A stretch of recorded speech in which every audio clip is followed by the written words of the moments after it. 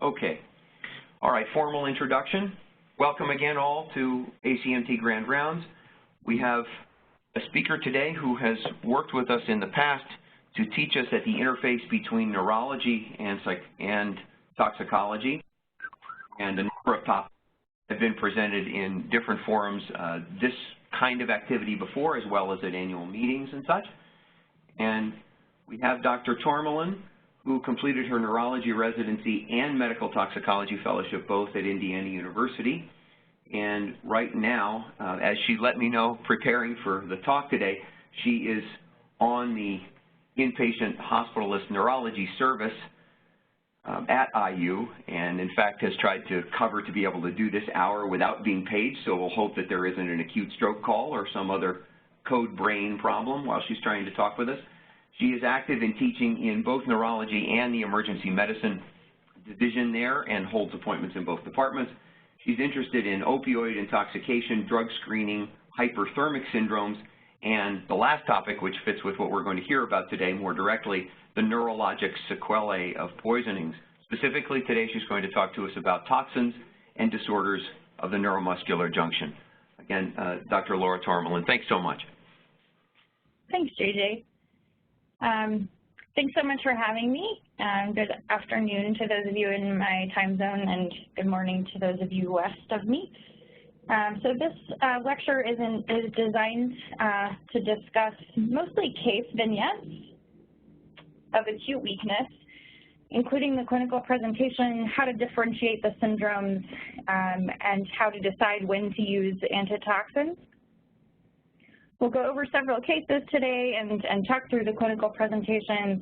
Happy to answer any questions that you have. I'll be honest, I haven't done a ton of webinars, so I'm interested in your feedback on how this goes today. So with that, we will start with case number 1. Oh yeah, the obligatory, I have no conflicts of interest. Nobody in the industry pays me to do anything interesting.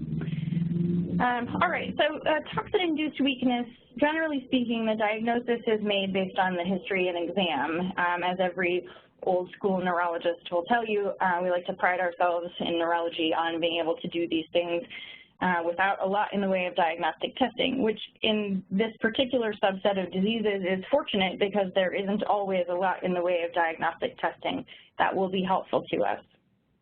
And the things that we're going to look at today are going to be specific to any additional findings on exam that might point to cholinergic poisoning, the pattern of paralysis, the type of paralysis, and then whether or not there are any cranial nerve palsies associated with it.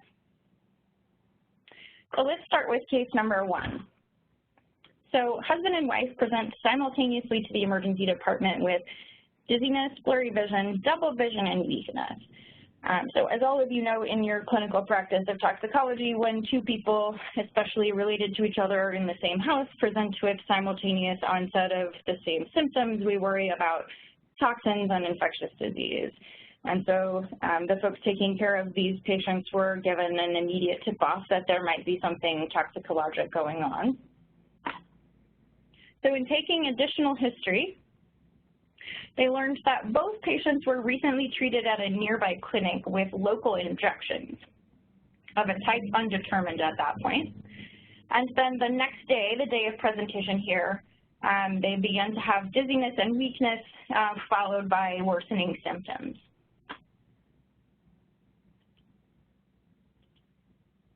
On physical examination, they were noticed to have completely normal and intact mental status exam, able to give reasonable history, although they're not aware exactly what the components of their local injections were. They do have large and non-reactive pupils, which is an odd finding neurologically speaking for folks to have fixed and dilated pupils with a normal mental status. They have complete ophthalmoparesis, no eyeball movement whatsoever, dysarthria, dysphagia, diffuse weakness, and their sensory exam is completely normal. So this constellation of findings on the exam does suggest a neuromuscular junction poison. And upon additional history, it was found that the patients had received botulinum toxin injections at an off-the-books clinic And the reason that it was difficult to hunt down that information is that the physician who had administered the injections himself could also not be reached for comment because he and his girlfriend were also hospitalized with similar symptoms. So he had administered botulinum neurotoxin to himself, his girlfriend, and then these two patients.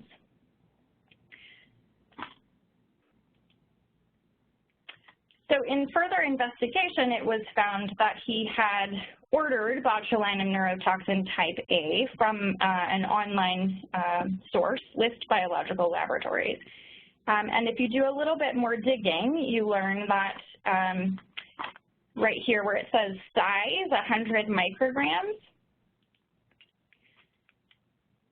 if you do the dose conversion for how much botulinum neurotoxin you would usually get if you presented to a neurologist or a dermatologist for usual indications, the normal dose is double digits, somewhere between 40 and 100 units, and a normal vial of Botox botulinum neurotoxin is 100 units. If you do the conversion for this 100 microgram vial, that is 20 units per nanogram, this vial contains 2 million units. So if you dilute it in the same way you usually would for a Botox vial, then if you think you're giving a 100 unit dose, you're actually giving a 40,000 unit dose, which certainly explains why the patients presented with systemic symptoms when it is very uncommon to present with botulism from usually administered Botox or other botulinum neurotoxin type injections.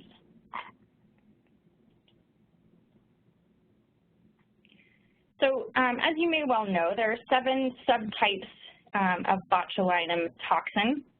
They're labeled A through G. Botulism is actually named for the Latin word for sausage because the first outbreak was in Germany in the 1800s and was secondary to improper preparation of sausage. So they named the disease after it.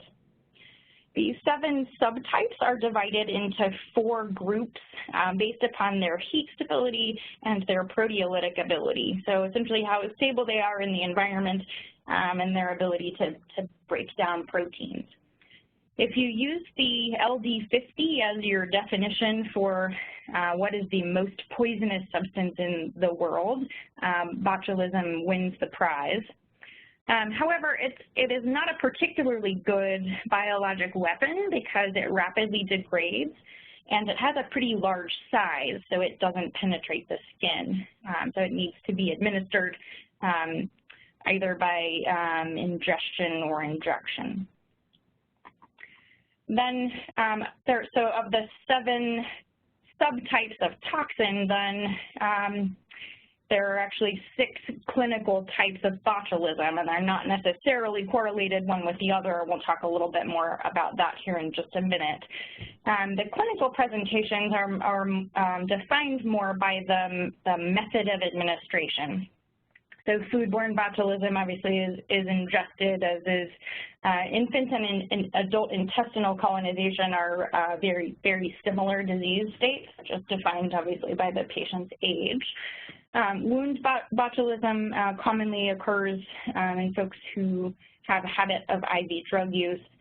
Iatrogenic botulism, which would be the type we're discussing in these 2 cases, is decidedly uncommon.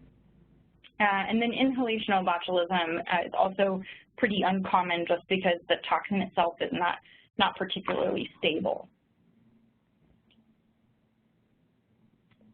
So the CDC data for botulism, the most recent annual data is from 2014. They usually publish the report in the early spring every year. So the 2015 data should be available soon, lags by a year or 2. In 2014, there were 161 cases of botulism in America, and you see the breakdown listed here. So the vast majority were infant botulism, which is common through the annual reports to see infant botulism being the most common. It actually is not too uncommon that the type is not known just based upon availability of the history. The CDC is relying upon reports from the referring physicians in the same way that our poison centers do. So of the 15 cases of foodborne botulism, there were within there were 4 that were considered outbreaks, and the definition of outbreak is essentially the same way that we define a case series in tox. It's just 2 or more patients. And these were among laboratory-confirmed cases. So if you're wondering what kinds of foods are the most likely to be culprits, at least in 2014, one of these outbreaks was associated with stink heads, which is a fish product. It doesn't sound like anything that I would be likely to eat ever, but the stink heads, I believe, outbreak was in Alaska. One with seal oil poisoning, and then one with a pasta that had used a jarred pesto, so a pesto product that was inappropriately canned. And then one outbreak of 2 cases with home canned tomato sauce. And then of the 16 that were wound botulism, all of those occurred in patients who were known to be IV drug users.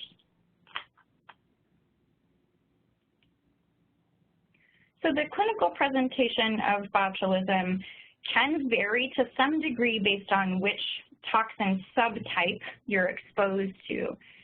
The general range of the incubation period can be from 2 hours to 10 days, with the exception of infant botulism. That tends to be longer and can be anywhere from a few days up to about 30 days. And so the patients will initially present with cranial nerve dysfunction, which is an interesting variant from the usual presentation of neuromuscular junction disorders. More common would be a peripheral onset and an ascending pattern. Botulism tends to be a more central or bulbar onset and a descending pattern. It may be preceded by GI symptoms, which is also common in neuromuscular junction disorders. And then, as I mentioned, it's followed by a descending flaccid paralysis and can be associated with autonomic dysfunction that can be difficult to treat. And then if it is untreated or very severe, then it certainly can result in respiratory failure as well. I will mention that within the subtypes, type A tends to be the most severe for reasons that aren't particularly clear. And it tends to have a longer incubation period than types B and E. When I mention GI symptoms, the specific symptoms are going to be dry mouth or constipation. And constipation is often the very first symptom of infant botulism. And as you might imagine, constipation in an infant wouldn't necessarily make one think of botulism immediately, and so sometimes the diagnosis takes a little bit of time to confirm based upon the time course. Autonomic symptoms tend to occur earlier and be more severe with subtypes B and E. Because there's no intestinal colonization, those with wound botulism tend to lack GI symptoms. The toxin isn't living in the GI tract. The clinical presentation of inhalational botulism, just to note, is very similar to foodborne botulism, although they would be expected to have less in the way of GI symptoms. And then, unfortunately, if respiratory failure develops, it can be prolonged. And in one study, the mean duration of ventilatory support for those who ended up needing it was actually at 7 weeks. And so, unfortunately, once you've poisoned that neuromuscular junction, it takes a fair bit of time for recovery. The reason to mention each of those specific things is not necessarily that I think it's really important that you memorize, which subtype of the toxin causes more delayed onset of symptoms and which ones occur more with autonomic symptoms, but just to reference that the disease presentation and severity of each of the symptoms can vary depending upon which subtype the patient was exposed to. The CDC is able to test for that, although they don't always have adequate specimen for each patient, and so their reports do include the category of unknown toxin subtype is often somewhat large.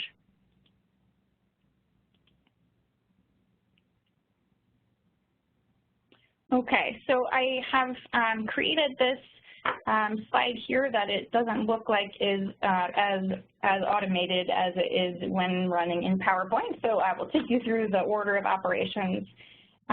So the acetylcholine lives in vesicles, of course, and fuses with the end plate, releases the acetylcholine into the neuromuscular junction, activates the nicotinic receptor. There's an influx of sodium ion. There is a positive polarization of the membrane followed by muscle contraction. Obviously, there are many steps between the activation of the receptor and the muscle contraction, but that would be intramuscular pathology or myopathy. What we are looking at in these cases is neuromuscular junction pathology. So difficulty with transmission from the nerve signal at the nerve terminus, the release of the neurotransmitter, the activation of the receptor, and then very importantly in many of these disease states has been the activity of acetylcholinesterase to break down the acetylcholine to acetic acid and choline and then re-uptake those molecules. So botulism is pretty easy to remember. It simply blocks the release of acetylcholine into the neuromuscular junction and prevents vesicular fusion. The different subtypes of botulinum neurotoxin do that slightly differently. There are different proteins that are involved in vesicular fusion, SNAP25, VAMP, synaptobrevin. The end result is that the vesicle doesn't fuse and acetylcholine is not released. The specific mechanism by which the vesicle is not docked, fused, and released is probably not as important as the fact that it just doesn't happen. And as you might imagine, if the neuromuscular junction doesn't receive any acetylcholine, then the muscle cell is not activated to fire, and therefore the first symptom is weakness. Some folks have asked me in the past, why does botulism seem to present with more of a bulbar onset and a descending mechanism of paralysis? I'm not sure we have the perfect answer to that question, but I will tell you that based upon the number of nerve terminals within the cranial nerves to, for example, the oculomotor musculature, it doesn't take a ton of those to be poisoned before they're not working well, and you need really, really good ocular alignment for vision to be fused. And so very, very minor early symptoms will pretty quickly result in the symptomatology of double vision.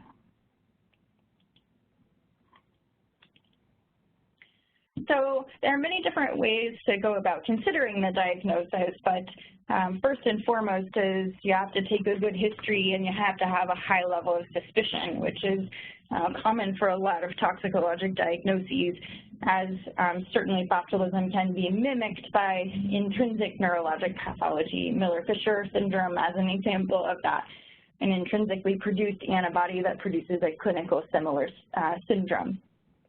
So a high level of suspicion is really important. History of a recent ingestion of home canned food certainly suggests the diagnosis, although people don't, I suppose, commonly volunteer that piece of history. It requires some detailed questioning. And then if the patient is already severely affected, they may not be capable of providing that history, so there may need to be some attempts at ancillary history. And if your patient has impending respiratory failure, you should try to ask this question before they're intubated, because as I've mentioned, if they're going to require ventilatory support, it is usually prolonged.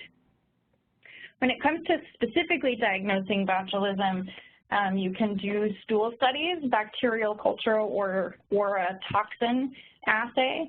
You can check for the toxin in the serum. The food itself can be tested by mouse bioassay.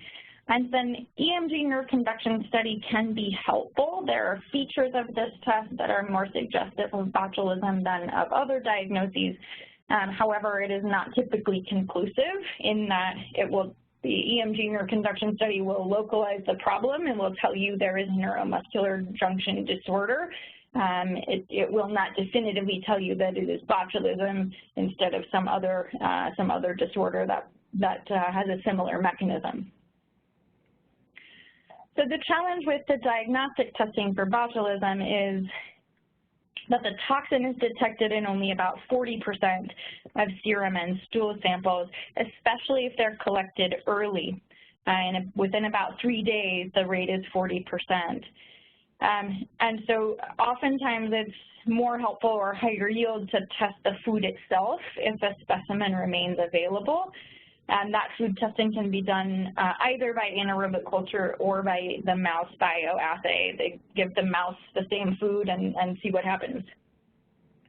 So the CDC definition for botulism, meaning when you call the CDC and say, I think I have a patient who has botulism and I'd really like you to send me the antitoxin, the definition for making the diagnosis is bulbar weakness and symmetrical paralysis. So those two clinical findings with one of the following. So toxin in the serum, stool, or food, positive stool cultures, or a clinically compatible case that has an epidemiologic link to a confirmed case. So if your patient is part of an outbreak, then you can make the diagnosis a little bit more readily if the person with whom they shared a meal has also or already been diagnosed. So the neurophysiological findings associated with botulism, as I mentioned, it can be helpful and supportive of the diagnosis. It needs to be carefully considered in light of all of the other exam findings, history, and then potential laboratory studies. What you'll find when you do EMG nerve conduction studies is a reduced resting compound muscle action potential. And essentially, the findings listed on this slide are going to tell you that there is very disordered communication between the nerve and muscle. So if you ask the patient to activate, meaning you ask them to use their muscle, then there's some facilitation, meaning this patient can force some release of acetylcholine. It's just insufficient. And then you will also find persistence of this for over 2 minutes after the activation, and then absence of post-activation exhaustion, which is an expected physiologic response to a significant activation.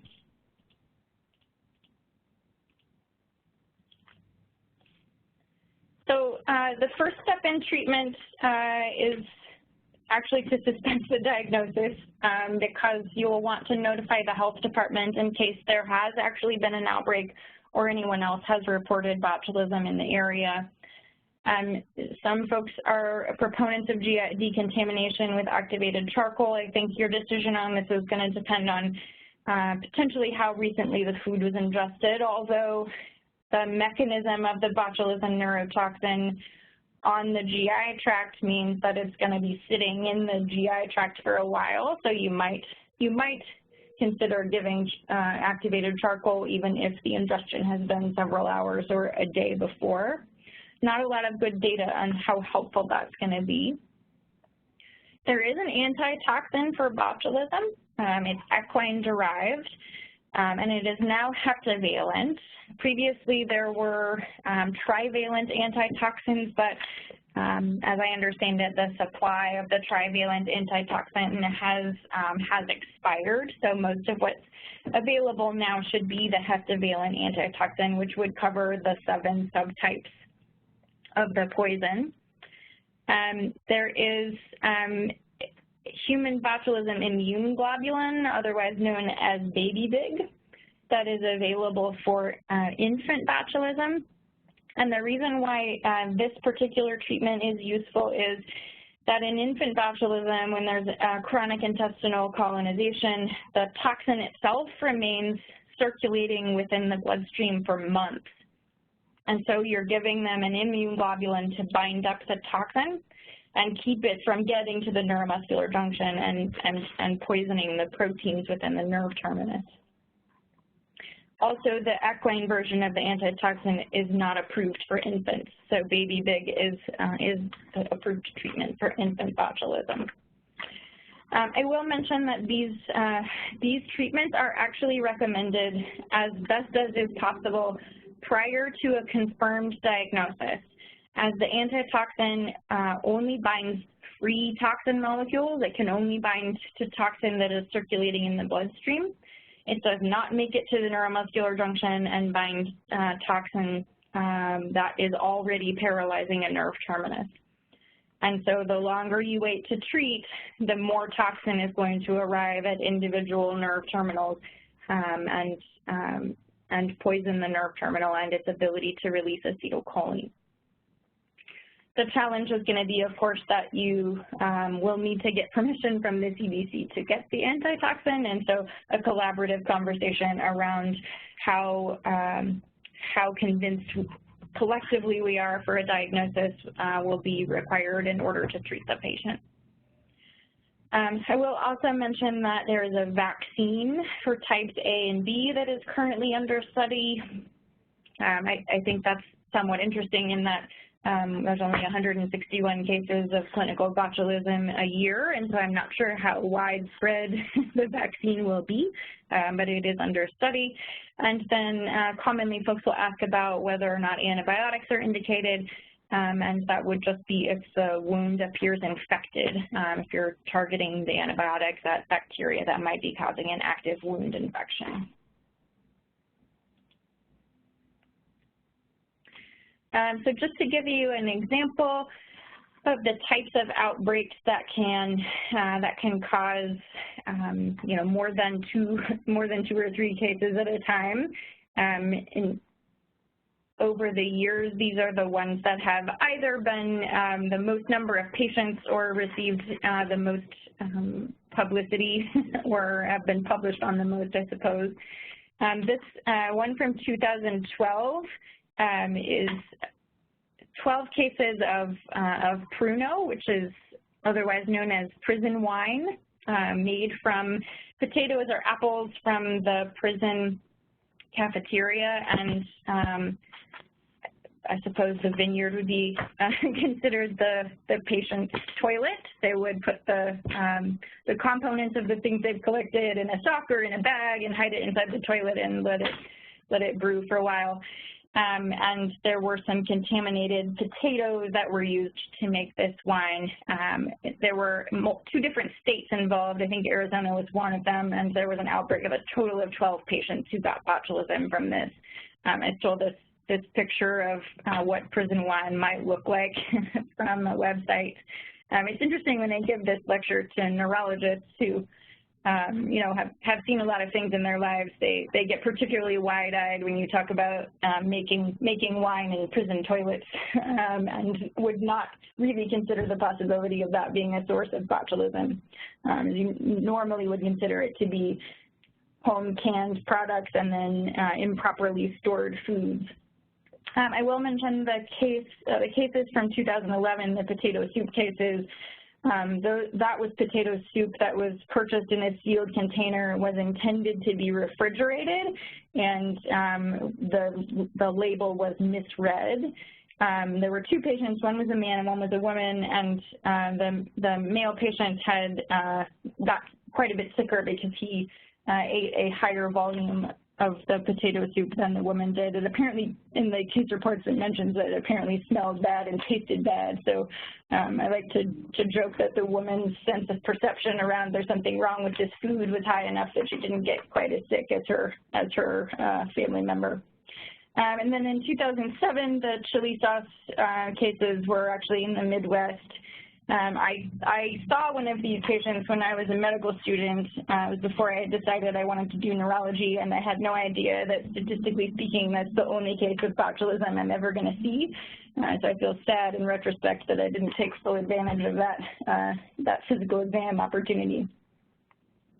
So these outbreaks can occur across state lines. The patients don't necessarily have to be related to each other, and so it is important to notify the health department as soon as you even start the conversation around botulism, because this is how the diagnosis can be made if they start receiving enough phone calls of possible cases.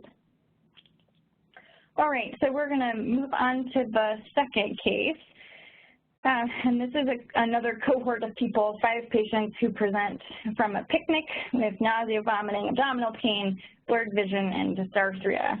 They are diagnosed with food poisoning, which would be a common occurrence, 5 people who present with similar symptoms at the same time from a picnic. The challenge is that most food poisoning, while it might cause those first 3 symptoms, doesn't typically cause blurred vision and dysarthria. So 2 days later, 2 more people have similar complaints after a picnic. They likewise are diagnosed with gastroenteritis and sent home.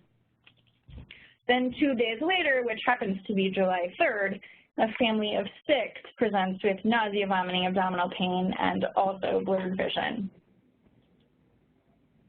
The following day, July 4th, there were 264 cases of similar symptoms reported in 3 states.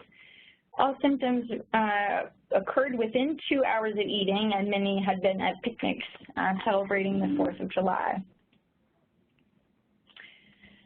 So one astute clinician in an emergency department, first of all, considered that dysarthria and blurry vision should not be occurring with gastroenteritis, and considered a potential toxicologic etiology of these outbreaks, notified the health department. An analysis was done of the foods eaten at the picnics. You will not be surprised to know that the common denominator in the 4th of July picnics turned out to be the watermelon, which was traced back to a specific distributor, and a pesticide was found sprayed on the watermelon, and many, many more patients were prevented from becoming ill based upon this diagnostic victory. So this was the outbreak of watermelon-borne pesticide toxicity in the late 1980s. There were 264 total patients who presented with similar symptoms. A carbamate pesticide called aldicarb was found on the tested watermelon. It's not clear if it was actually in the watermelon or simply on the surface of the watermelon and then ingested by people touching the surface of the watermelon before they ate the fruit. Interestingly, within the case report, it is clear that the clinician suspected that not all 264 of these patients were actually carbamate poisoned. There were a fair number of folks that they suspected may have had sympathetic symptoms, if you will, and had similar symptoms to the outbreak as part of a stress reaction, which is not an uncommon occurrence in outbreaks. When those around you who have ingested something similar to you have symptoms of a poisoning, pretty common for that to be stressful and result in sympathetic symptoms of the same type. So the authors of this paper give a fair bit of credit to the diagnostic acumen who recognized the index case and filed the initial report. There likely would have been markedly more than 264 patients if that had not occurred.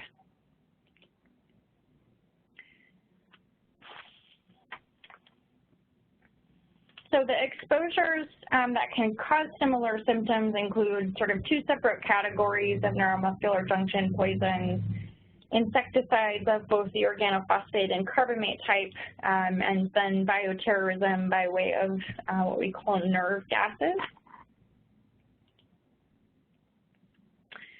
The clinical presentation over here is sort of the classic dumbbells mnemonic to the right side of your screen. Those are the outflow autonomic symptoms that we learn in association with this presentation. However, the symptoms to your left that are not included in the mnemonic are probably more clinically important. Patients may present with an agitated delirium. They may progress to coma and have seizures, and then the bradycardia, fasciculations, and paralysis may be more immediately life-threatening than the rest of it, with the exception of the bronchorrhea, which can be particularly severe and can certainly be life-threatening. Most patients do develop symptoms within 8 hours of the exposure, and generally speaking, all patients would be expected to be symptomatic within 24 hours. Mortality is generally due to the nicotinic effects on respiratory muscles, so respiratory paralysis, muscarinic effects of bradycardia and bronchorrhea, and then a seizure or coma resulting in hypoxia. And that seizure-induced hypoxia is also occurring in the setting of bronchorrhea, and so the combination of effects on the respiratory system can be fatal. All right, so to sort of talk through what happens here. So carbamates poison the neuromuscular junction by inhibiting acetylcholinesterase, where you see the red X. And so that enzyme, which lives in the neuromuscular junction, fails to do its job. And so there's an accumulation of acetylcholine that occurs within the synapse. And essentially the motor end plate just stops responding. And so paralysis ensues because of that overstimulation.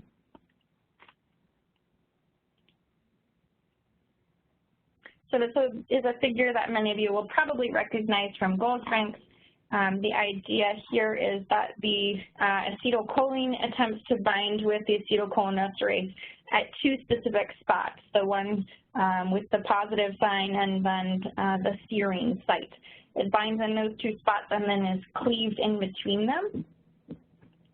When there is an organophosphate poison that lives in the neuromuscular junction or arrives at the neuromuscular junction, it forms a bond with that serine site and essentially blocks acetylcholine from being able to bind with the cholinesterase. So what's the difference between organophosphates and carbamates? Organophosphates have a higher CNS penetration and carbamates don't age. So why that's important has to do with a couple of things regarding clinical presentation.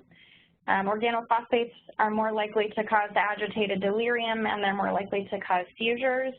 And then the carbamate aging plays into whether or not you would administer oximes for treatment, and we'll talk about that just a little bit, but it sounds like perhaps the March speaker will have more ability to weigh in on that for future consideration. So I will point out, just for interest's sake, that the carbamate insecticides look structurally very similar to pyridostigmine, which is a drug that we use to treat myasthenia gravis when we're attempting to produce a relative poisoning of the acetylcholinesterase in order to promote acetylcholine remaining in the neuromuscular junction when there is an intrinsic pathologic process like an acetylcholine receptor antibody that prevents the receptor from responding to normal amounts of acetylcholine.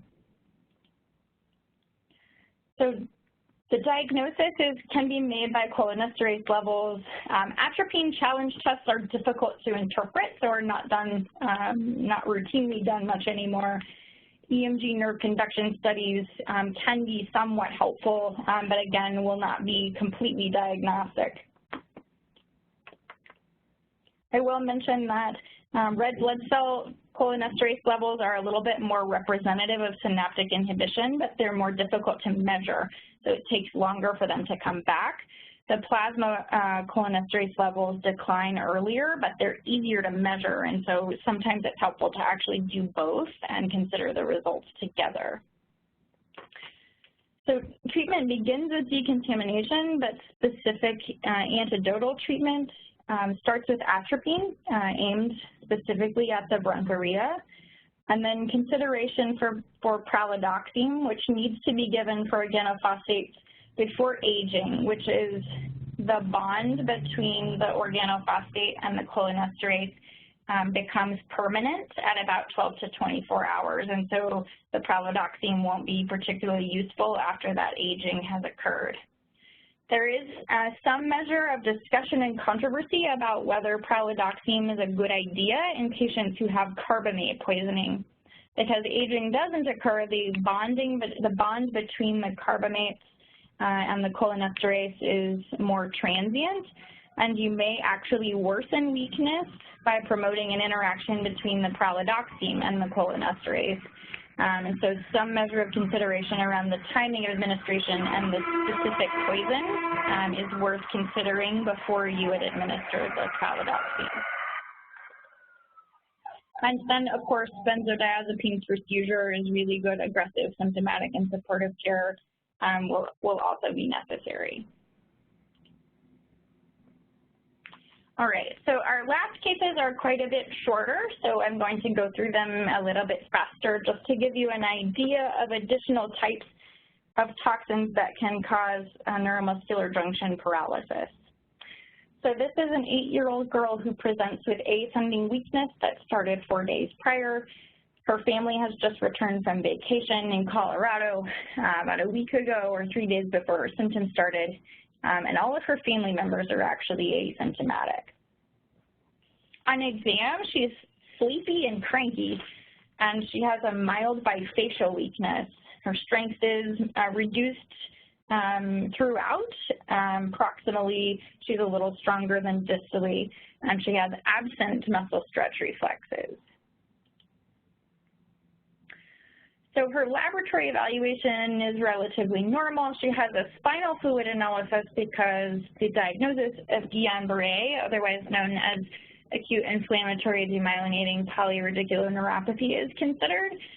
And this is her spinal fluid results, and it was interpreted to be consistent with AIDP, and that diagnosis was pursued. The challenge with that is the protein tends to be quite a bit higher in AIDP because the localization of the demyelinization is the nerve roots, and so as the myelin is stripped off the nerve roots within the spinal canal, that's the protein that gets elevated.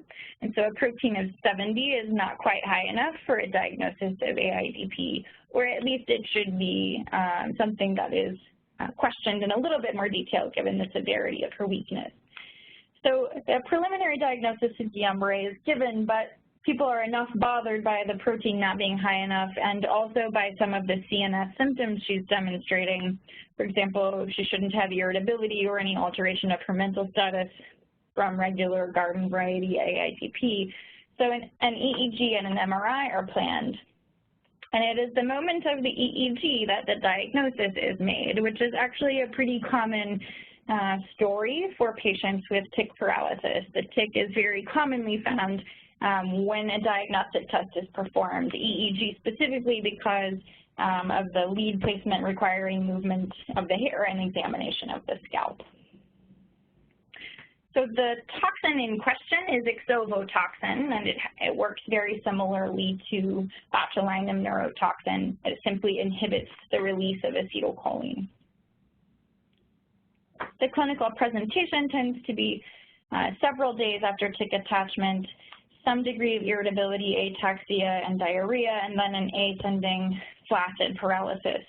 Can progress to include cranial nerve palsy, and respiratory support may indeed be necessary. The reason for the delay in onset of symptoms is that the toxin is actually excreted from the salivary glands of the tic. And so it takes some time for the toxin to build up in the bloodstream and then the toxin to be delivered to the neuromuscular junction. The differential diagnosis includes AIDP or Guillain-Barré, botulism, of course, and then other pathologies that would localize to spinal cord or nerve root dysfunction. The CSF results are actually pretty helpful in differentiating from AIDP. The CSF protein should be high and the cell count should be normal in AIDP, and the protein would be expected to be normal in tic paralysis. So the diagnosis this is the one where the diagnosis has a very specific diagnostic test, which is find the tic and remove it. It is actually possible for the tic to already be gone, which is diagnostically extra challenging, but after the tic is removed, then it takes some time for the toxin itself to wear off, be metabolized and excreted, and so there may be a delay between tic removal and decrease in symptoms. There's lots of debate around how exactly you should remove the tic. I won't belabor that point, except to say that you need to be very careful to remove all of the tic because the toxin, as I said, is in the salivary glands, and so if you simply remove the body of the tic, then the salivary glands and the toxin remain within the skin, and continued excretion of toxin can occur. As I mentioned, maximal clinical weakness may not occur until after the tic is removed. So good symptomatic and supportive care obviously is necessary. There is a canine antitoxin. Generally speaking, it is only considered in severe cases because it is very antigenic and has a high rate of serum sickness. And the key intervention is toxin removal by virtue of removing the tick. So if the tick is removed and the patient remains stable, then generally speaking, the antitoxin is not necessary. It's also difficult to find the antitoxin. It is not always available. All right, so very briefly, this is a case of one of my colleagues who had a patient who was bitten by a snake that he had at home. You will recognize this as an elapid snake and thereby assume that it is, number one, not endogenous to the United States, and number two, a neurotoxin. This gentleman was helping his snake to molt, which was a bad choice because it is a tree snake, and was able to rapidly climb the stick he was using to assist with the molting. He presented with dysarthria and weakness. This snake is a green mamba, and it has two types of poisons in it: dendrotoxin, which increases acetylcholine release, and then fasciculin, which inhibits acetylcholinesterase. This is a double whammy of neuromuscular junction poisons, so the weakness may be relatively rapid and profound. So treatment does include antivenom. Pretreatment might be necessary because of the antigenic nature of the antivenom, and then local wound care, as we have previously discussed. This particular snake is included in the South African polyvalent antivenom, which my partner located at the zoo. Actually, the patient demanded that he have a South African physician to take care of him for his poisoning for his South African snake. So my colleague stepped outside the room and waited until he was weak enough that he was ready to accept any toxicologist capable of obtaining antivenom from the zoo and administering it. He did have complete resolution of his neurologic symptoms and some degree of serum sickness on follow-up 2 days later. I've included for reference, obviously none of you would need the phone number to the poison centers, but there is an antivenom index that can sometimes be helpful in locating antitoxins. You may also need to call for assistance to places where these types of snakes are more common. Here in Indianapolis, we have an agreement with our local zoo that if we medically need the antivenom, that they keep on site in case any of their animal folks are injured. They will allow us to use it and buy it back from them. So then last but not least, I will mention a spider, because we shouldn't do a neuromuscular junction talk without both a snake and a spider, I suppose. This is on my bucket list of things to see someday, so I suppose I'm going to have to spend some time in Arizona or somewhere that's not Indiana to see interesting things. So he had sharp pain in his leg after getting dressed, followed by muscle spasms, bronchoconstriction, nausea, vomiting, and abdominal pain with rigidity. So the toxin involved here is alpha-latrotoxin, which promotes vesicular fusion, and so essentially indiscriminately promotes the release of neurotransmitters, including and predominantly acetylcholine. The spasms tend to start at the site of the bite and then spread proximally. Primary treatment starts with benzodiazepines and good symptomatic and supportive care. They may initially present with tachycardia and hypotension, and then progress to bradycardia and hypertension, so management of the autonomic instability can be challenging. The diagnosis is made clinically based upon the history and maybe visualization of the spider if you're so lucky. There is an antivenom to the spider toxin. Again, I believe goes in and out of availability, and so severity of symptoms, availability, and side effects of antitoxin would play into the consideration of whether or not it's administered. And then to give you a sort of a summary slide around the toxins that can poison the neuromuscular junction by the different mechanisms, either by affecting release of acetylcholine, the mechanism of acetylcholinesterase, or they work directly at the nicotinic receptor. There are a couple of poisons we didn't talk about today because they affect their toxicity within the spinal cord by decreased GABA and glycine activity. That would include tetanus and strychnine, and And then there are some toxins that can cause a demyelinating neuropathy. Not very common at all, but does occur. I included these slides, which are not at all comprehensive, so please do not consider this slide to be definitive on the causes of toxic neuropathies, but I just wanted to remind you that our conversation today has been entirely about the neuromuscular junction. There are many, many, many toxins that can cause weakness by way of neuropathy or by myopathy, and those would be clinically dissimilar in their presentation, but the chief complaint may very well be the same. So if you have cholinergic findings, you would need to consider organophosphates, carbamates, and other cholinesterase inhibitors, as well as nicotine itself. If there are cranial nerve palsies involved, you would want to primarily consider botulism and scorpion venom, which we didn't discuss in detail today, also the elapid snake venoms. And then the pattern of paralysis can be helpful. Botulism descending, diphtheria, tick paralysis ascending. This plant is in the United States only in the very southern part of Texas, but does have an anthracinone poisoning that, if the berries are eaten on a regular basis, can result in a syndrome that looks very, very similar to AIDP, so recurrent demyelinating neuropathy. And then the type of paralysis can be helpful as well. If the muscle tone is very low, you would consider the toxins on your left, or if it is a spastic paralysis with high tone, you would consider the toxins on your right. So we will stop there, and I'm happy to entertain any questions. Dr. Tormelin, thank you so much for your talk. As per our regular routine, what we'll do is we'll take raising of hands, and then I will call on folks and unmute you so that you can have dialogue with our speaker. If you could, Laura, while we're getting other folks mobilized to raise their hands with questions, I got a text question from one of our audience. Okay. Could you say some more? It may have been missed along the way by some of us. Could you talk about saxitoxin and teratotoxin, a couple of other neurotoxins in terms of briefly their mechanism and their sources, and anything interesting that we ought to know about those?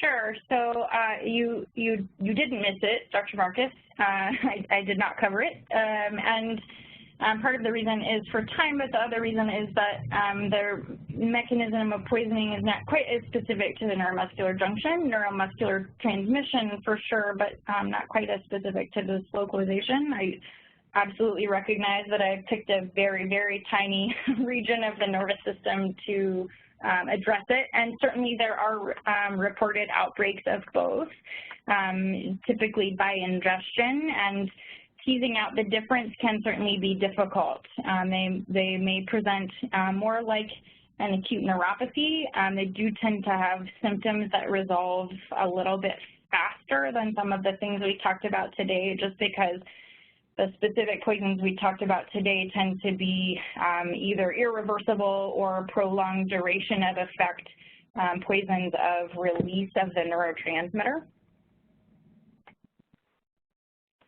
Thank you very much, Laura. Outstanding. Sure. Looks like we have another chat question, and since you are tuned in, do you want to read that one from Dr. Liebelt? Sure. Yeah. So the question is, how long does it take for the paralysis to resolve with tick paralysis once the tick is removed? Is it on the order of hours or days or weeks? It typically is on the order of days, and because of the persistence of the toxin at the neuromuscular junction and within the bloodstream, the patient may still be clinically worsening at the time the tick is found and removed. And so you may actually see for a day or two the patient continue to get worse even after the tick is removed, which I would imagine is relatively disconcerting. But then that peak effect should be with on the order of hours to a couple of days, and then days to a week or two for complete resolution of symptoms. The expectation should be that it would resolve sort of in reverse order of symptom onset, that it should sort of descend, although unfortunately, the nervous system doesn't always do exactly as it's expected to do, but generally speaking, you would expect the more severe symptoms to sort of lessen before the whole thing is resolved. Very good. And then another question looks like it came through from chat, and you wouldn't have seen this one. Also not necessarily about the neuromuscular junction, but could you briefly just distinguish and discuss paralysis by snake bite from a coral snake or maybe other elephants and things? So the clinical presentation would be relatively similar, and you know, you would expect it to be onset within minutes, hours, a very short window of time, and aggressive supportive measures required, and then resolution over the same general time course. So there wouldn't be any, that I can think of, major differences between the presentation. Now, a disclaimer is probably in order in that these presentations are rare enough, and based upon my choice of where I live, I don't get to see many patients with these diagnoses. So if there are folks from other locations that have more experience than I would welcome their input. Very good, thanks. I'm not seeing any hand raises now, although folks have been participating more with their fingertips on their keyboards this time. The last thing, I could mention a quick question. It seems to come up when we think more about public health and the broader scope of things.